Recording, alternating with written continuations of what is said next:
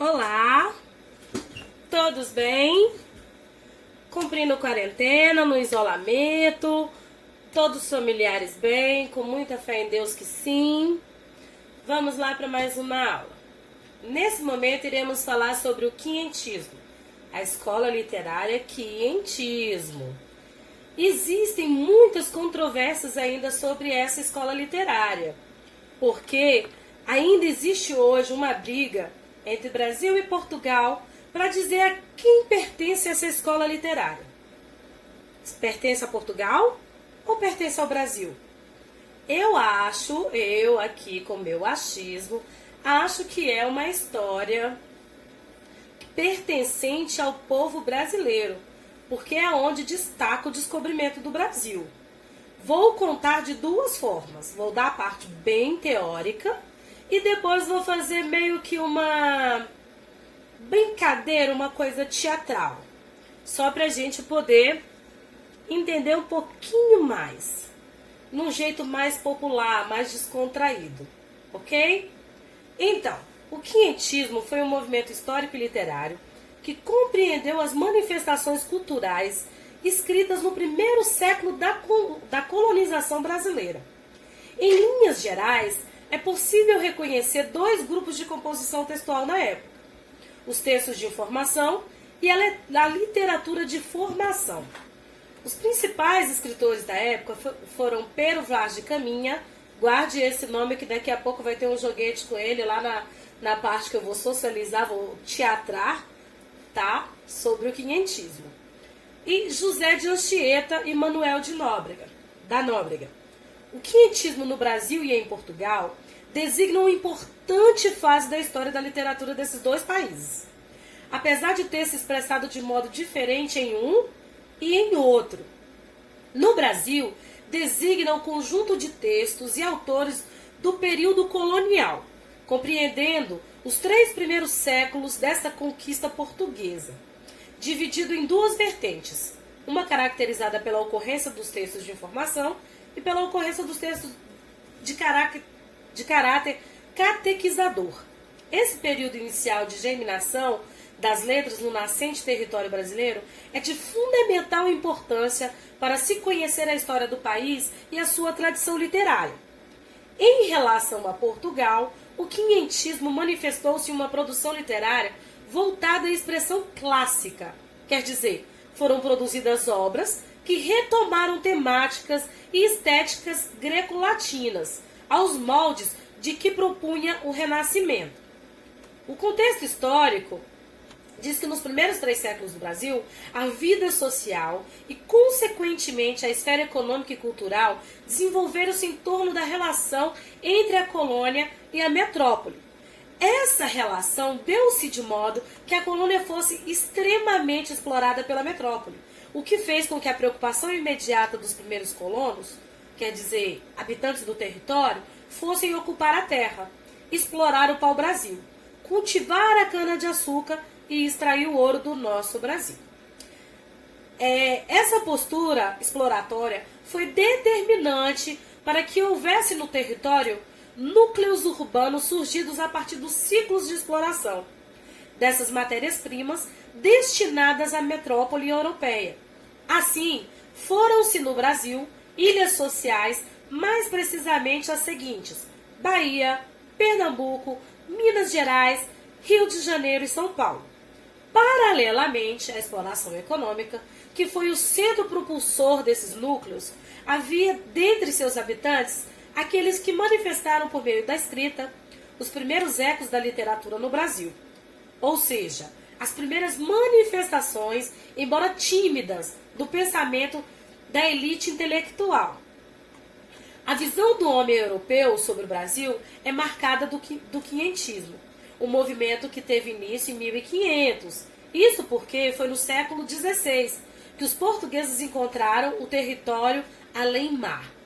No contexto das grandes navegações, o intuito principal era conquistar territórios e os tornar colônias de Portugal.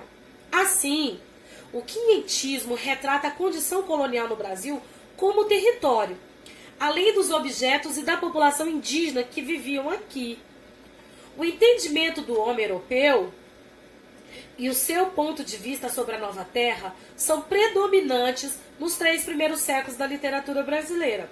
As manifestações nacionais serão totalmente oriundas da Terra a partir do Romantismo, quando começa a chamada Era Nacional. As manifestações da literatura quinhentistas dividem-se em 2 grupos, os quais, apesar dos traços em comum, têm características que se distinguem. A literatura de informação e a literatura de formação ou da catequese. Vejam as perspectivas. Literatura de informação. Os primeiros registros escritos do Brasil têm como característica a documentação do processo colonizador, que marcou os primeiros anos de povoamento. São informações que viajantes e missionários europeus anotaram sobre o homem e a natureza das terras que conheciam naquele contexto. Esses registros descritivos não pertencem à categoria literária, já que não havia uma preocupação estética em organizá-las em prol de um deleite advindo de uma leitura de fruição, ou seja, voltada ao prazer, como os gerados por uma obra ficcional. Porém, alguns críticos literários situam essa produção nascente como uma rica fonte de temática para escritores posteriores. Afinal, a descrição da paisagem original, dos hábitos e os costumes indígenas e dos grupos sociais que nasciam nos núcleos urbanos que surgiam formou uma enciclopédia a que escritores como os do romantismo brasileiro, recorreram para fazer uma literatura genuinamente voltada às temáticas nacionais. Assim, a embrionária produção intelectual do Brasil Colônia, materializada aos relatos dos viajantes e dos missionários católicos, tem valor não só histórico de registro de uma época, como também serviu de material temático inspirador à produção literária posterior, que teve como princípio a construção de uma literatura verdadeiramente brasileira, nossa, estabelecendo-se como contraponto à produzida em Portugal.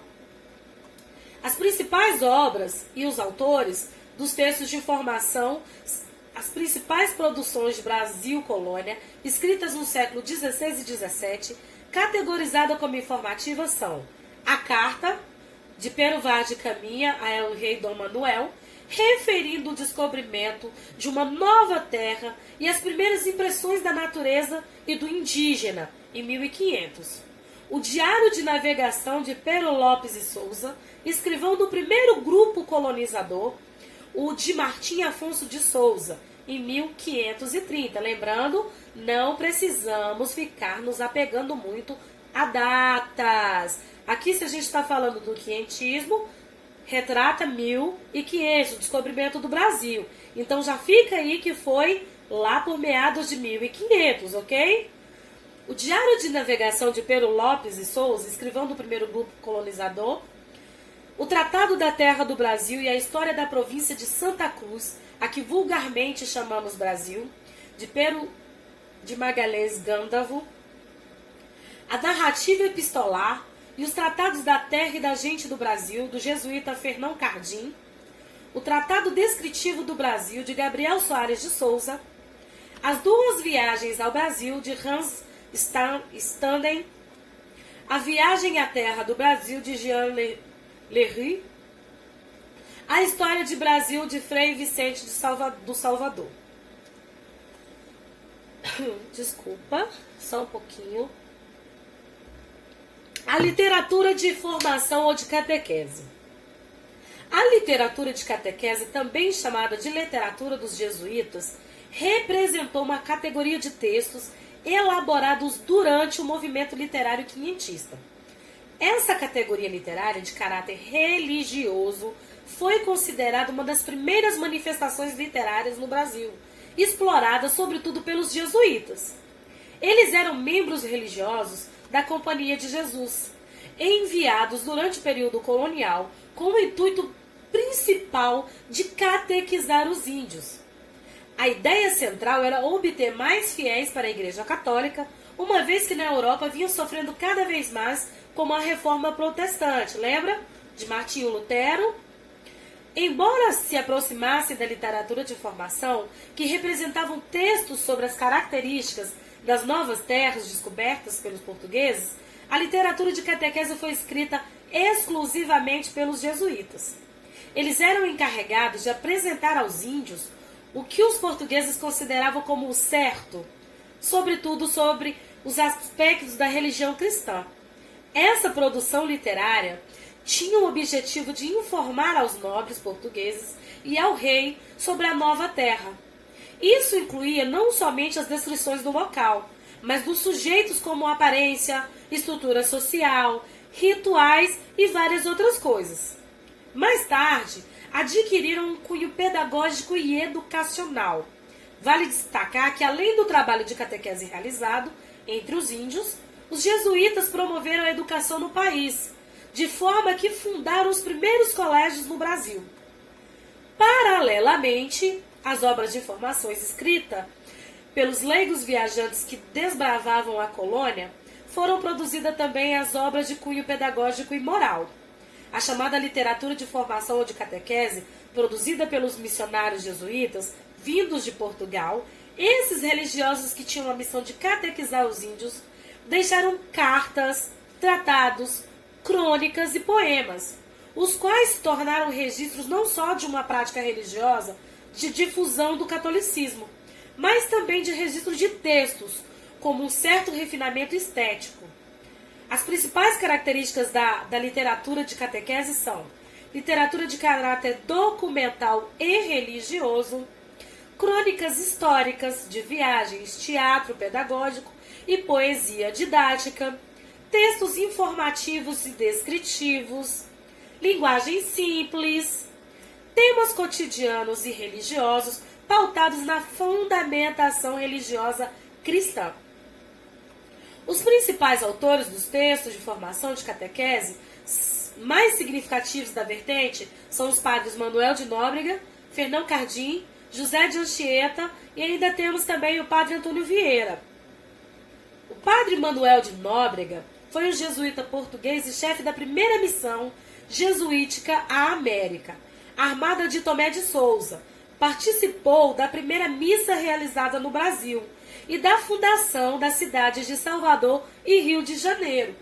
Seu trabalho no Brasil foi de catequizar os índios e suas obras que merecem destaque são A Informação da Terra do Brasil, Diálogo sobre a Conversa do Gentil, Tratado contra Antropofagia.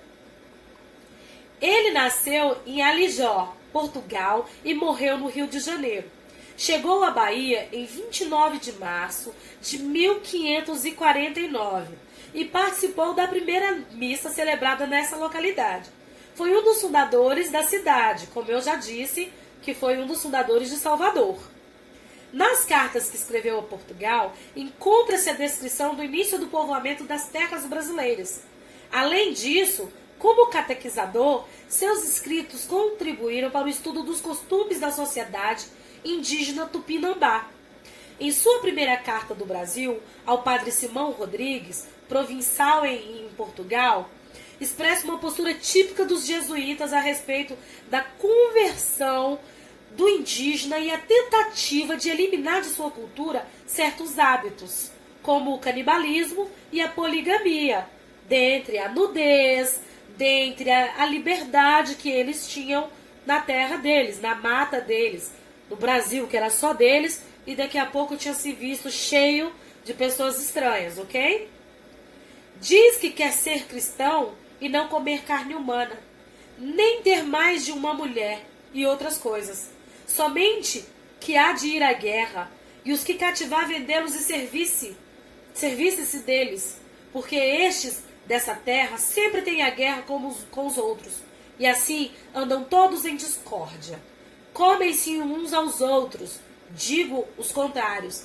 É gente que nenhum conhecimento tem de Deus, nem ídolos, fazem tudo quando lhe dizem. A sua principal obra é Diálogos sobre a Conversão do Gentil, possivelmente datada de 1558, em que apresenta os aspectos negativos e positivos do índio, do ponto de vista, evidentemente, de alguém interessado na conversão dos povos originais ao catolicismo. Daí temos aí Manuel de Nóbrega. Foi um padre jesuíta português que participou da primeira missão de catequização das terras de Santa Cruz, o Brasil, no século XVI. Outros jesuítas trabalharam na catequização dos índios em terras brasileiras e só se destacaram na defesa dos índios foram Padre José de Anchieta e Padre Antônio Vieira. Manuel de Nóbrega nasceu no norte de Portugal, na vila de Sanfins do Douro, dia 18 de outubro de 1517. Estudou em Porto, Coimbra e na cidade espanhola de Salamanca. Mais tarde, ele entrou para a Companhia de Jesus, fundada por Inácio de Loyola em 1544, com o objetivo de converter os índios à religião católica. Esse trabalho o tornou um dos mais destacados sacerdotes enviado para catequizar os indivíduos encontrados no Brasil, durante a conquista portuguesa em 1549. Durante sua estadia em terras brasileiras, tornou-se amigo dos governadores gerais, Tomé de Souza e Mendes Sá. Este último lutava contra a invasão francesa e a hostilidade dos índios. Esteve presente na fundação da primeira capital do Brasil, Salvador, e mais tarde da fundação da segunda capital, o Rio de Janeiro. Além disso, fundou em 1553 o Colégio São Paulo, na aldeia de Piratininga, ao lado do Padre José de Anchieta, marco de fundação da cidade. Isso porque a função dos padres jesuítas não estava restrita somente à religião, mas também à educação. Apesar de sua função como missionário, Padre Manuel de Nóbrega, foi um conselheiro e articulador de poder político. Faleceu em 1570 no Rio de Janeiro, no dia em que cumpriria 53 anos de idade. Obras literárias do Padre Manuel da Nóbrega, escreveu diversas cartas que contribuíram para a divulgação do povo brasileiro, das quais destacam Diálogo sobre a conversação do gentil, Informação das coisas da terra e necessidade que há para proceder nela, Cartas do Brasil, Tratado contra a antropofagia e contra os cristãos seculares e eclesiásticos que fomentam e a consentem, Caso de consciência para a liberdade dos índios. Curiosidade sobre Manuel de Nóbrega. Ele era gago. Para o Papa João Paulo XXIII, Manuel de Nóbrega foi o mais destacado bandeirante de Deus no Brasil. Para o Papa Pio XII, Nóbrega é considerado o fundador da cidade de São Paulo. Fernão Cardim nasceu em Viana do Alentejo, Portugal, e morreu na Bahia, nos arredores da cidade de Salvador. Os 3 tratados que escreveu foram condensados pela primeira vez na obra Tratado da Terra e da Gente do Brasil, publicado em 1939.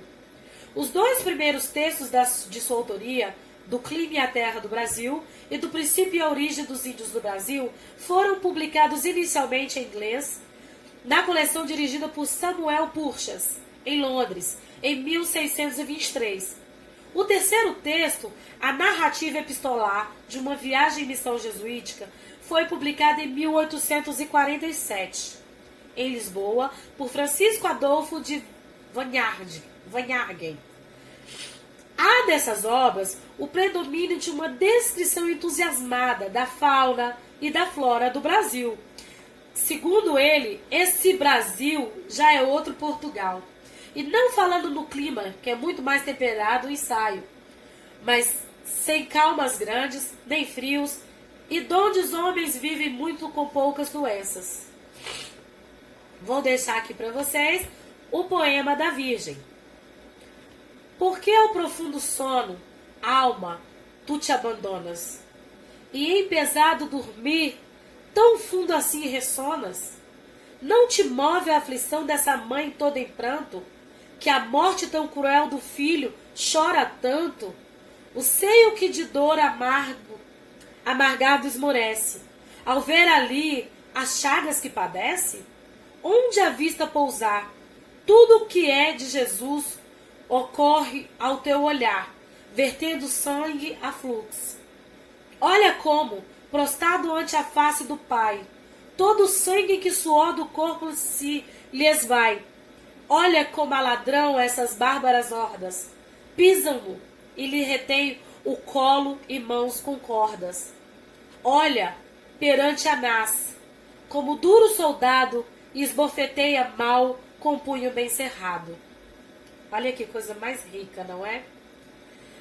Pero de Magalhães Gândavo. Pero de Magalhães foi gramático, professor, historiador e cronista português.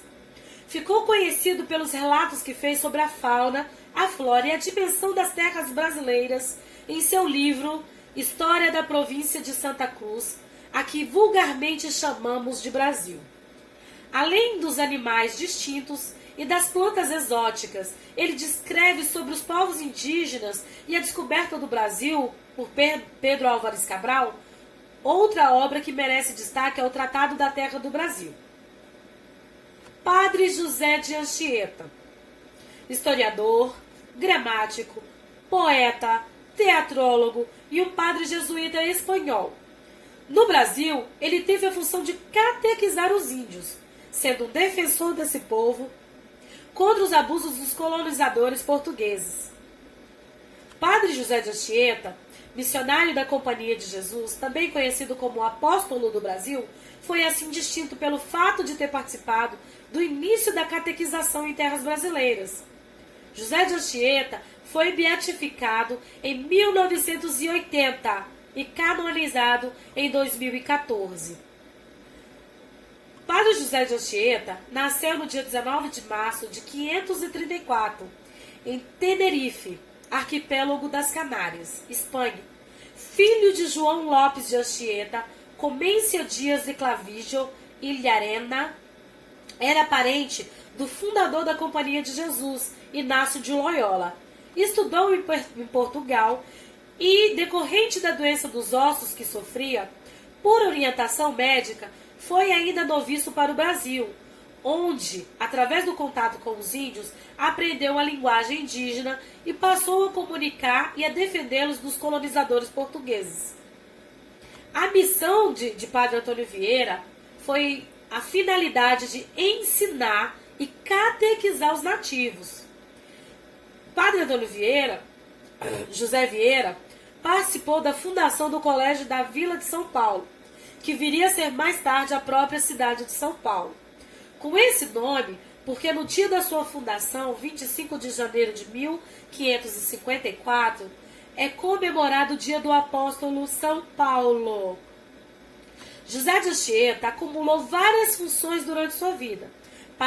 Além de padre jesuíta, foi historiador, gramático, teatrólogo, poeta e assim merece um lugar de destaque na literatura brasileira, dada a riqueza e relevância dos seus trabalhos. Anchieta escreveu cartas, informações, fragmentos históricos e sermões publicados pela Academia Brasileira de Letras em 1933. E escreveu ainda os seguintes autos: auto representado na festa de São Lourenço, na Vila de Vitória e na Visitação de Santa Isabel. Dentre suas obras, as mais conhecidas se distinguem pelo poema A Virgem, escrito durante o tempo em que fez-se refém dos índios enquanto negociava a paz entre os indígenas e os portugueses. A arte da gramática de língua mais usada na costa do Brasil, gramática sobretudo tupi, que foi utilizada na missão jesuíta. O poema A Virgem é composto por mais de 5.000 versos. José de Anchieta decorou todos os versos, escrito na areia da praia de Ubatuba, e somente meses mais tarde transcreveu-os para o papel, em São Vicente, a primeira vila do Brasil. As homenagens a Padre José de Anchieta, no Brasil, destaca-se na data do seu falecimento, que ocorreu no dia 9 de junho de 1597. Além disso, o nome da cidade onde ele faleceu, antiga Iriritiba, ou Heritiba, no Espírito Santo, atualmente tem o nome de Anchieta, bem como uma das principais estradas de São Paulo, que recebe o nome de Rodovia Anchieta. Dessa maneira, ele aprendeu a língua tupi e desenvolveu a primeira gramática indígena, chamada língua geral. Suas principais obras são a arte de gramática da língua mais usada na costa do Brasil e o poema A Virgem. A obra de Padre José de Anchieta só foi totalmente publicada no Brasil na segunda metade do século XX. Dá para entender um negócio desse? No Brasil, ele participou da fundação de São Paulo e do Rio de Janeiro, notabilizou-se no período colonial como poeta e dramaturgo, mas também publicou crônicas históricas e uma gramática da língua tupi-guarani.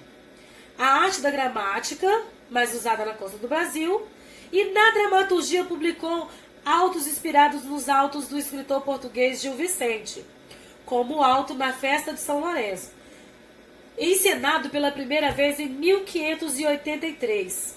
Quanto à linguagem, observa-se nesses autos ora o uso da língua portuguesa, ora o uso da língua tupi. Apesar de o teor religioso, destinado à edificação do índio e do branco, permear sobre sua obra poética, assim como permeou suas outras obras.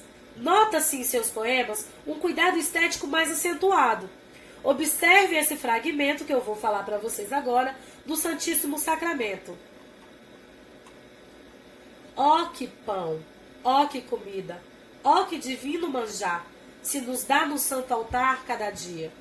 Este dá vida imortal, este mata toda fome, porque nele Deus e homem se contêm. Que este manjar tudo gaste, porque é fogo gastador, que com seu divino amor tudo abrasa.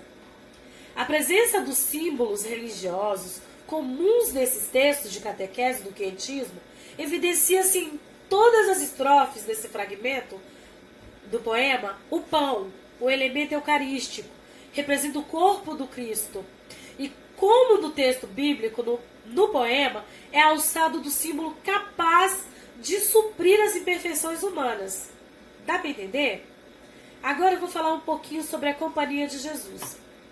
A Companhia de Jesus, ou Ordem dos Jesuítas, é uma ordem religiosa fundada em 1534 e que atua até os dias de hoje em diversos países.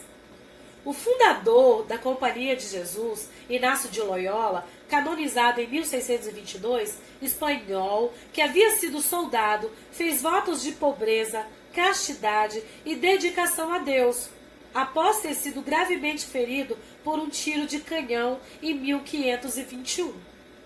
Em 1534, junto com seus companheiros estudantes da Universidade de Paris, forma a Companhia de Jesus, a qual viria a ser aprovada pelo Papa Paulo III, pela Regimini Militantes Ecclesiae, em 1540. Tendo a reforma protestante iniciada em 1527, abrangeu como meta o combate à reforma do qual Martinho Lutero foi o precursor. O objetivo da Companhia de Jesus, cujo lema é Ed Amoen de Gloria, para a maior glória de Deus, era realizar trabalhos missionários, dar assistência aos enfermos e acatar as solicitações do Papa. A missão no Brasil. Os missionários da Companhia de Jesus, também conhecidos como os jesuítas, estiveram em várias partes do mundo, desde o Oriente ao Ocidente, e foram educadores, catequizadores, bem como trabalharam na assistência aos doentes por ocasiões de epidemias. A missão dos jesuítas no Brasil foi principalmente ensinar e catequizar e defender os índios dos colonizadores portugueses. Aqui também eles fizeram as escolas, dentre elas o Colégio de Vila de São Paulo. Só um minuto. Dentre os nomes mais conhecidos da história estão Padre José de Anchieta, São Francisco Xavier, Padre Antônio Vieira, Manuel da Nóbrega e Leonardo Nunes. A expulsão dos jesuítas. Sentindo-se ameaçar pela influência que a Companhia de Jesus exercia, por questões ideológicas e políticas, no contexto da Reforma Pombalina, em 1759, Marquês de Pombal expulsou a companhia de todos os territórios portugueses. Esse episódio levou com que o Papa Clemente XIV abolisse a companhia na Europa, a qual somente voltou à atividade em 1814 na Rússia. Eu vou deixar uma sugestão de leitura da época do quinhentismo. Leiam Iracema. Voltarei com Iracema. Voltarei em uma outra aula para a gente debater sobre Iracema, fazer um resumão sobre Iracema, porque normalmente Iracema é uma coisa que ainda cai no Enem. Então a gente vai voltar em Iracema posteriormente, ok? Padre Antônio Vieira foi um orador, um filósofo, um escritor e um dos missionários enviados para a catequização dos índios. Conversão para a religião católica, na conquista do Brasil no século XVII. Ao lado de Padre Manuel da Nóbrega, foi um defensor dos indígenas e judeus, se posicionando contra a escravidão e a Inquisição. Padre Antônio Vieira, filho de Cristóvão Vieira Ravasco e de Maria de Azevedo, primogênito de 4 irmãos, nasceu no dia 6 de janeiro de 1608, em Lisboa, Portugal. Em 1614, com apenas 6 anos, mudou-se com a sua família para o Brasil, visto que seu pai fora incumbido ao cargo de escrivão em Salvador, na Bahia. Destacou-se com seu brilhantismo no Colégio dos Jesuítas de Salvador e ali despertou sua vocação religiosa. Estudou línguas, filosofia, teologia, retórica e dialética, tornando-se um dos mais importantes portugueses oradores de sua época. Foi um dos jesuítas da Companhia de Jesus, a Ordem dos Jesuítas, e no Brasil trabalhou como professor no Colégio dos Jesuítas, na cidade de Olinda. Ademais, presenciou a invasão holandesa no Brasil a partir de 1624. Por volta de 1640, a pedido do rei Dom João IV, retorna a Portugal, destacando-se com suas pregações e sermões, os quais atraíam milhares de pessoas. Por outro lado, visto sua influência política em Portugal, foi ameaçado de ser expulso da Ordem dos Jesuítas. Assim, foi nomeado por Dom João IV pregador régio. Ainda lá na Europa, ele participou de missões diplomáticas, Holanda, França e Itália, lutando contra a Inquisição e o preconceito contra os judeus, chamados de cristãos novos. Retorna ao Brasil em 1653, no Maranhão, lutando contra os interesses escravagistas dos colonos. Por esse motivo, os jesuítas foram expulsos do Maranhão em 1661, retornando para Lisboa. Perseguidos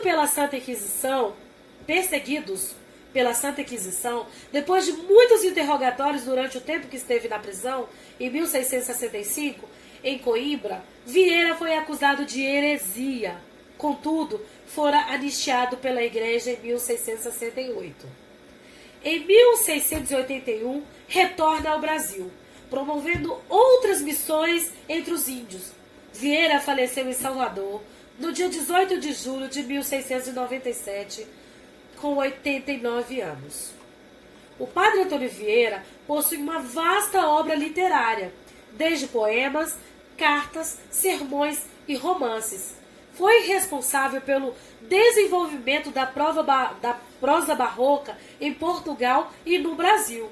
E escreveu em estilo conceptista acerca de 200 sermões, dos quais se destacam o Sermão pelo Bom Sucesso das Armas de Portugal contra as de Holanda, Sermão dos Bons Anos, Sermão do Mandato, Sermão de Santo Antônio aos Peixes, É lindo esse, amo. Sermão da quinta domingo da quaresma, sertão da sexagésima, sermão do bom ladrão. E o sermão da sexagésima é, sem dúvida, um dos mais famosos dos seus sermões, dividido em 10 partes e escrito à moda conceptista do barroco, em que há o privilégio do jogo de ideias. A temática do texto gira em torno da importância de pregar a palavra de Deus, utilizada por ele no sentido metafórico, de semear, que por sua vez deve ser sentida para não que seja um conteúdo vazio. Tem um trechinho aqui da obra, eu vou ler para vocês. Fazer pouco fruto a palavra de Deus no mundo pode proceder de 3 princípios, ou da parte do pregador, ou da parte do ouvinte, ou da parte de Deus. Para uma alma se converter por meio de um sermão, há de se haver 3 concursos. Há de se concorrer o pregador com a doutrina, persuadindo. Há de concorrer o ouvinte com o entendimento, percebendo. Há de concorrer Deus com a graça, alumiando. Para um homem se ver a si mesmo, são necessárias 3 coisas: olhos, espelho e luz. Se tem espelho e é cego, não se pode ver por falta de olhos. Se tem espelho e olhos e é de noite, não se pode ver por falta de luz. Logo, há mister luz, há mister espelho e há mister olhos. Que coisa é a conversão de uma alma, se não entrar um homem dentro em si e ver-se a si mesmo? Para essa vista são necessários olhos e necessária luz, e é necessário o espelho. O pregador concorre com o espelho, que é a doutrina. Deus concorre com a luz, que é a graça. O homem concorre com os olhos, que é o conhecimento. Ora, é suposto que a conversão das almas, por meio da pregação, depende desses 3 concursos: de Deus, do pregador e do ouvinte. Por qual deles devemos entender que falta? Por parte do ouvinte ou por parte do pregador? Ou por parte de Deus? Muito chique, né? Depois é só dar uma pesquisadinha se tiver mais curiosidade. Curiosidade sobre Padre Antônio Vieira. Para o poeta português Fernando Pessoa, Antônio Vieira foi considerado o imperador da língua portuguesa. Entre os índios, ele era chamado de Paiaçu, termo que na língua indígena tupi significa grande pai. Vou tocar agora um pouquinho aqui sobre o quinhentismo ou o classicismo em Portugal, ok? É como se nomeia o conjunto de obras literárias produzidas durante o Renascimento, movimento artístico, literário e científico inspirado na cultura greco-latina, que vigorou na Europa no século XVI. Indo ao encontro do que se ocorria na história naquele momento, marcado por profundas transformações sociais, econômicas, culturais e religiosas. O classicismo promoveu a substituição da fé medieval pelo culto à racionalidade, o cristianismo pela mitologia greco-latina e, sobretudo, o homem é a centralidade de tudo, o antropocentrismo. Os principais autores e as obras: Francisco de Sá Miranda, pioneiro do classicismo quinhentismo em Portugal. Sá de Miranda nasceu em Coimbra e morreu em Amares, interior do território português.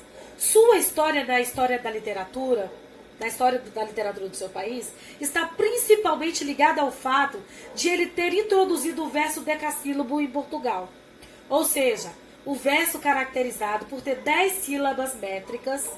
Também foi pioneiro na composição das sextinas, tercetos e oitavas, influenciando muitos poetas naquele contexto.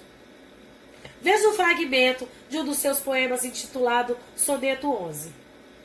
Em tormentos cruéis tal sofrimento, em tal contínua dor que nunca aliva, chamar a morte sempre, e que ela altiva, se ria dos meus roubos no tormento.